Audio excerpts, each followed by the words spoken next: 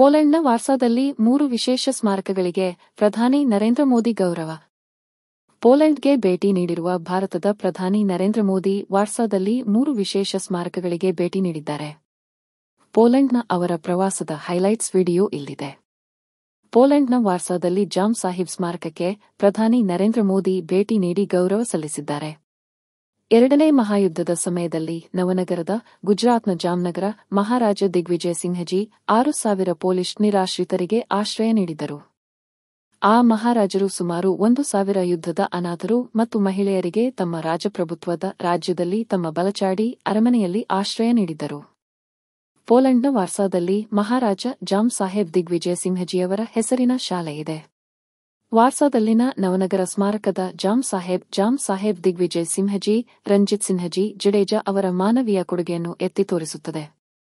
ಹೀಗಾಗಿ ಈ ಸ್ಮಾರಕಕ್ಕೆ ಪಿಎಂ ನರೇಂದ್ರ ಮೋದಿ ನಮನ ಸಲ್ಲಿಸಿದರು. ಅದರ ಕೆಲವು ಫಲಕಗಳು ಇಲ್ಲಿವೆ.